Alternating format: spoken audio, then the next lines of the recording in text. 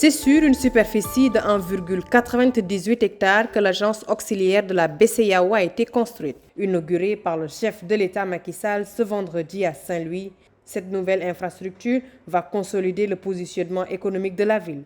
Selon le président Macky Sall, cette initiative s'inscrit dans la politique d'équité territoriale et la stratégie nationale d'inclusion financière.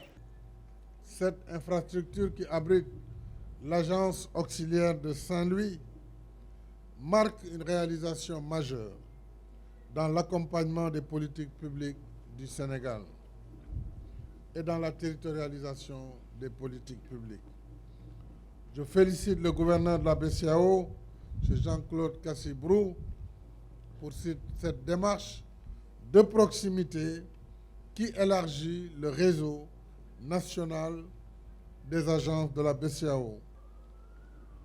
Cette démarche est aussi conforme à notre politique d'équité territoriale et à la stratégie nationale d'inclusion financière pour faciliter l'accès aux services financiers à tous les segments de la population.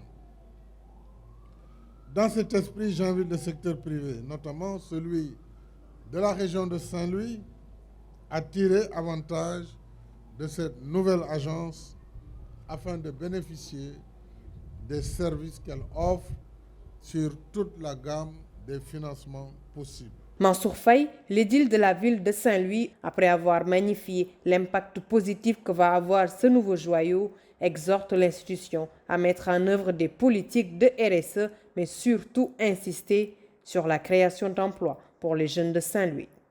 Cette implantation contribuera de manière certaine à consolider la position de Saint-Louis en tant que pôle économique majeur du pays. Elle facilitera surtout l'offre de services financiers essentiels en soutenant les activités bancaires par la création de conditions favorables à l'obtention des crédits afin d'encourager l'investissement et la consommation des entreprises et des ménages. Par ailleurs, et cela me tient à cœur, la présence de cet établissement devrait offrir des opportunités d'emploi aux jeunes des quartiers environnants. Car il s'agit d'une attente forte, une préoccupation majeure des populations. Des actions concrètes sont attendues dans ce sens pour ces jeunes aux compétences diverses et variées. Comme réponse aux doléances des autorités, la banque se veut participative dans tous les domaines. Ainsi, elle se positionne comme moteur de développement.